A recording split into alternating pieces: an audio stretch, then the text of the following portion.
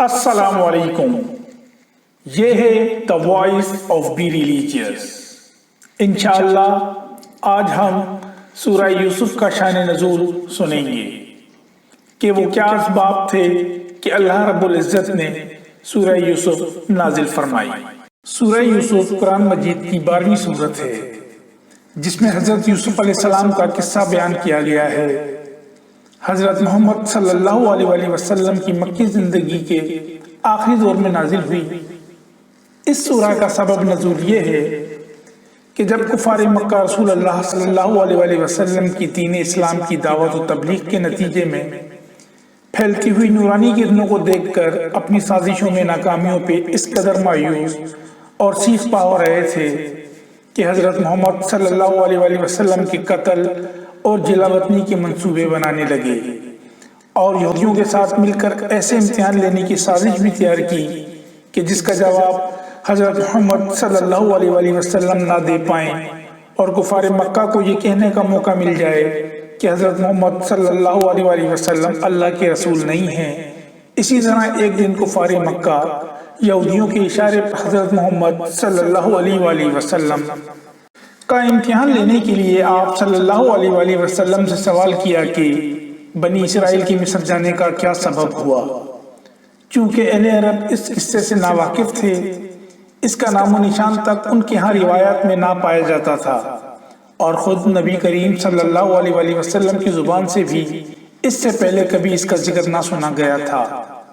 اس لیے انہیں توقع تھی کہ آپ صلی اللہ علیہ وسلم یا تو اس کا مفصل جواب نہ دے سکیں گے یا اس وقت ٹال مٹول کر کے کسی یہودی سے پوچھنے کی کوشش کریں گے اور اس طرح آپ کا بھرم کھل جائے گا۔ لیکن اس امتحان میں انہیں الٹی منہ کی کھانی پڑی۔ اللہ تعالیٰ نے صرف یہی نہیں کیا کہ فوراً اسی وقت یوسف علیہ السلام کا پورا قصہ آپ صلی اللہ علیہ وسلم کی زبان پر جاری کر دیا، بلکہ مزید یہ کہ اس قصے کو قریش کے اس معاملے پر چسپاں بھی کر دیا جو وہ برادران یوسف کی طرح حضرت صلی اللہ علیہ وسلم کے ساتھ کفار مکہ کر رہے تھے۔ اس طرح یہ قصہ دو اہم مقاصد کے لیے نازل فرمایا گیا۔ ایک یہ کہ محمد صلی اللہ علیہ وسلم کی نبوت کا ثبوت اور وہ بھی مخالفین کا اپنا منہ مانگا ثبوت بہام پہنچایا جائے اور ان کے تجویز کردہ امتحان میں یہ ثابت کر دیا جائے کہ آپ صلی اللہ علیہ وسلم سنی سنائی باتیں بیان نہیں کرتے بلکہ فی الواقع آپ صلی اللہ علیہ وسلم کو وحی کے ذریعے علم ہوتا ہے۔ اس مقصد کو سورہ یوسف آیات 3 سے 7 میں صاف صاف اور واضح کر دیا گیا ہے۔ ارشاد باری تعالیٰ ہے، اے حبیب ہم آپ سے ایک بہترین قصہ بیان کرتے ہیں اس قرآن کے ذریعے جسے ہم نے آپ کی طرف وحی کیا ہے، اگرچہ آپ اس سے قبل اس قصے سے بے خبر تھے۔ وہ قصہ یوں ہے، جب یوسف علیہ السلام نے اپنے باپ سے کہا، اے میرے والد گرامی، میں نے خواب میں 11 ستاروں اور سورج اور چاند کو دیکھا ہے، میں نے انہیں اپنے لیے سجدہ کرتے ہوئے دیکھا ہے۔ انہوں نے کہا، اے میرے بیٹے، اپنا یہ خواب اپنے بھائیوں سے بیان نہ کرنا ورنہ وہ تمہارے خلاف کوئی پرفریب چال چلیں گے۔ بے شک شیطان انسان کا کھلا دشمن ہے۔ اسی طرح تمہارا رب تمہیں بزرگی کے لیے منتخب فرما لے گا اور تمہیں باتوں کے انجام تک پہنچنا یعنی خوابوں کی تعبیر کا علم سکھائے گا اور تم پر اور اولاد یعقوب پر اپنی نعمت تمام فرمائے گا، جیسا کہ اس نے اس سے قبل تمہارے دونوں باپ یعنی پردادا اور دادا ابراہیم اور اسحاق علیہ السلام پر تمام فرمائی تھی۔ بے شک تمہارا رب خوب جاننے والا بڑی حکمت والا ہے۔ وہ وقت یاد کیجئے جب یوسف علیہ السلام کے بھائیوں نے کہا کہ واقعی یوسف علیہ السلام اور اس کا بھائی ہمارے باپ کو ہم سے زیادہ محبوب ہیں، حالانکہ ہم 10 افراد پر مشتمل زیادہ قوی جماعت ہیں۔ بے شک ہمارے والد ان کی محبت کی کھلی وارفتگی میں گم ہیں۔ اور آیات 1 سے 2 سے 1 سے 3 میں بھی پورے زور کے ساتھ اس کی تصریح کی گئی ہے۔ ارشاد باری تعالیٰ ہے، اے حبیب یہ قصہ غیب کی خبروں میں سے ہے، جسے ہم آپ کی طرف وحی فرما رہے ہیں، اور آپ ان کے پاس موجود نہ تھے جب وہ برادران یوسف اپنی سازشی تدبیر پر جمع ہو رہے تھے اور وہ مکر و فریب کر رہے تھے، اور اکثر لوگ ایمان لانے والے نہیں ہیں اگرچہ آپ کتنی ہی خواہش کریں۔ دوسرے یہ کہ سرداران قریش اور محمد صلی اللہ علیہ وسلم کے درمیان اس وقت جو معاملہ چل رہا تھا، اس پر برادران یوسف اور یوسف علیہ السلام کے قصے کو تسمع کرتے ہوئے قریش والوں کو بتایا جائے کہ آج تم اپنے بھائی کے ساتھ وہی کچھ کر رہے ہو جو یوسف کے بھائیوں نے ان کے ساتھ کیا تھا، مگر جس طرح وہ خدا کی مشیت سے لڑنے میں کامیاب نہ ہوئے اور آخرکار اسی بھائی کے قدموں میں آ رہے جس کو انہوں نے کبھی انتہائی بے رحمی کے ساتھ کنویں میں پھینکا تھا، اسی طرح تمہاری زور آزمائی بھی خدائی تدبیر کا مقابلہ نہ کر سکے گی، اور ایک دن تمہیں بھی اپنے اسی بھائی سے رحم و کرم کی بھیک مانگنی پڑے گی جسے آج تم مٹا دینے پر تلے ہوئے ہو۔ یہ مقصد بھی سورت کے آغاز میں صاف صاف بیان کر دیا گیا ہے۔ چنانچہ فرمایا، یوسف اور اس کے بھائیوں کے قصے میں ان پوچھنے والوں کے لیے بڑی نشانیاں ہیں۔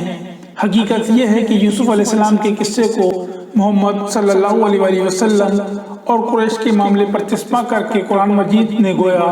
ایک صحیح پیش گوئی کر دی تھی، جسے آئندہ 10 سال کے واقعات نے حرف بحرف صحیح ثابت کر کے دکھایا۔ اس سورت کے نزول پر 1.5-2 سال ہی گزرے ہوں گے کہ قریش والوں نے برادران یوسف کی طرح محمد صلی اللہ علیہ وسلم کے قتل کی سازش کی، اور آپ صلی اللہ علیہ وسلم کو مجبوراً ان سے جان بچا کر مکہ سے نکلنا پڑا۔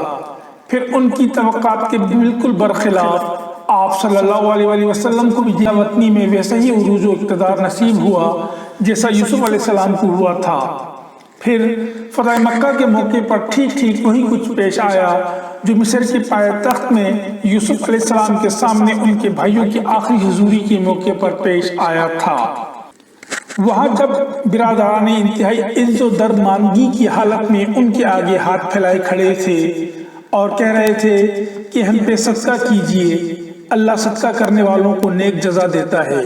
تو یوسف علیہ السلام نے انتقام کی قدرت رکھنے کے باوجود انہیں معاف کر دیا اور فرمایا، آج تم پر کوئی گرفت نہیں، اللہ تمہیں معاف کرے، وہ سب پر رحم کرنے والوں سے بڑھ کر رحم کرنے والا ہے۔ اسی طرح یہاں جب محمد صلی اللہ علیہ وسلم کے سامنے شکست خوردہ قریش سر نگو کھڑے ہوئے تھے اور حضرت صلی اللہ علیہ وسلم ان کے ایک ایک ظلم کا بدلہ لینے پہ قادر تھے، تو آپ صلی اللہ علیہ وسلم نے ان سے پوچھا، تمہارا کیا خیال ہے کہ میں تمہارے ساتھ کیا معاملہ کروں گا؟ انہوں نے عرض کیا، آپ ایک اعلیٰ ظرف بھائی ہیں اور ایک اعلیٰ ظرف بھائی کے بیٹے ہیں۔ اس پر آپ صلی اللہ علیہ وسلم نے فرمایا کہ میں تمہیں وہی جواب دیتا ہوں جو یوسف نے اپنے بھائیوں کو دیا تھا، آج تم پر کوئی گرفت نہیں، جاؤ تمہیں معاف کیا۔ یہ دو پہلو اس صورت میں مقصدی حیثیت رکھتے ہیں، لیکن اس قصے کو بھی قرآن مجید میں قصہ گوئی اور تاریخ نگاری کے طور پر بیان نہیں کرتا، بلکہ اپنے قاعدے کے مطابق وہ اسے اپنی اصلی دعوت کی تبلیغ میں استعمال کرتا ہے۔ وہ اس پوری داستان میں یہ بات نمایاں کر کے دکھاتا ہے کہ حضرت ابراہیم، حضرت اسحاق، حضرت یعقوب اور حضرت یوسف علیہ السلام کا دین وہی تھا جو محمد صلی اللہ علیہ وسلم کا ہے،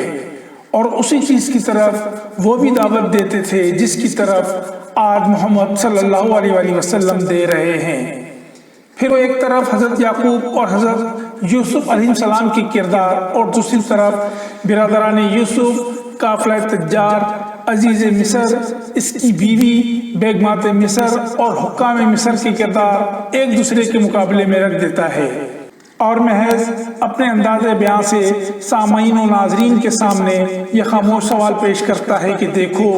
ایک نمونے کے کردار تو وہ ہیں جو اسلام یعنی خدا کی بندگی اور حساب آخرت کے یقین سے پیدا ہوتے ہیں،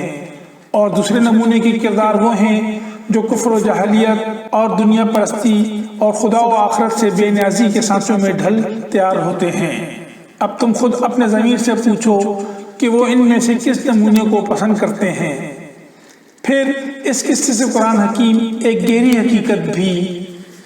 انسان کو ذہن نشین کراتا ہے، اور وہ یہ ہے کہ اللہ تعالیٰ جو کام کرنا چاہتا ہے وہ بہرحال پورا ہو کر رہتا ہے۔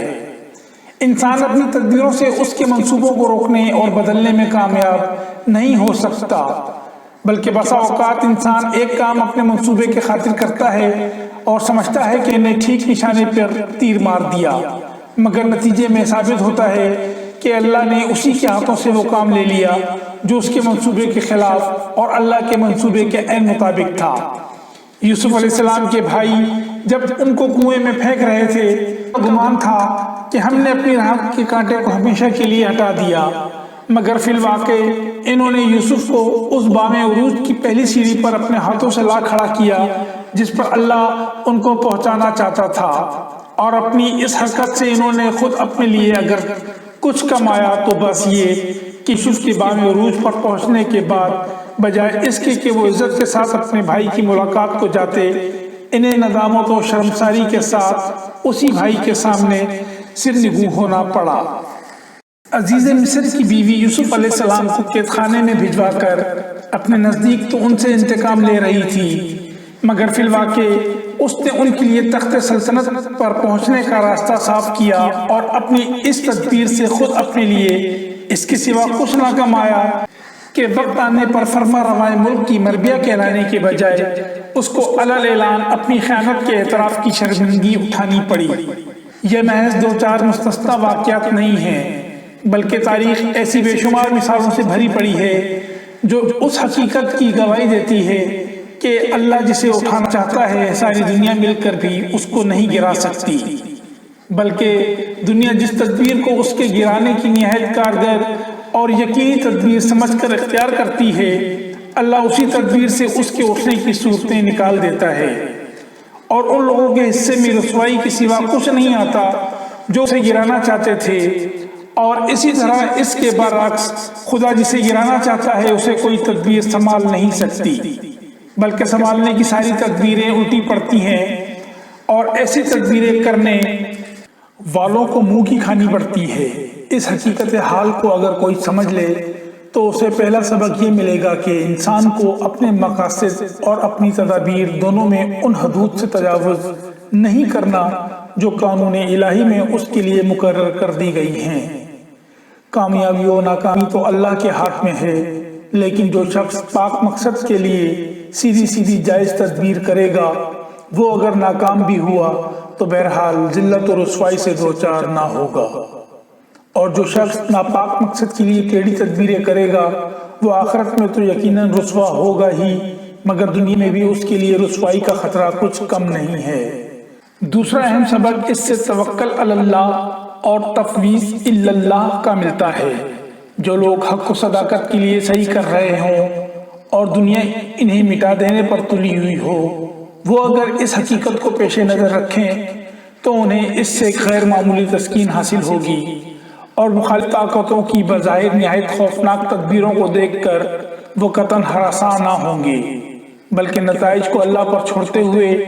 اپنا اخلاقی فرض انجام دیے چلے جائیں۔ مگر سب سے بڑا سبق جو اس قصے سے ملتا ہے وہ یہ ہے کہ ایک مرد مومن اگر حقیقی اسلامی سیرت رکھتا ہو اور حکمت سے بھی بہرہ یاب ہو تو وہ محض اپنے اخلاق کے زور سے ایک پورے ملک کو فتح کر سکتا ہے۔ یوسف علیہ السلام کو دیکھیے، 17 برس کی عمر، تنہا بے سر و سامان، اجنبی ملک، اور پھر کمزوری کی انتہا یہ کہ غلام بنا کر بیچے گئے ہیں۔ تاریخ کے اس دور میں غلاموں کی جو حیثیت تھی وہ کسی سے پوشیدہ نہیں۔ اس پر مزید یہ کہ ایک شدید اخلاقی جرم کا الزام لگا کر انہیں جیل بھیج دیا گیا جس کی میعاد سزا بھی کوئی نہ تھی۔ اس حالت تک گرا دیے جانے کے بعد وہ محض اپنے ایمان اور اخلاق کے بلبوتے پر اٹھتے ہیں اور بالآخر پورے ملک کو مسخر کر لیتے ہیں۔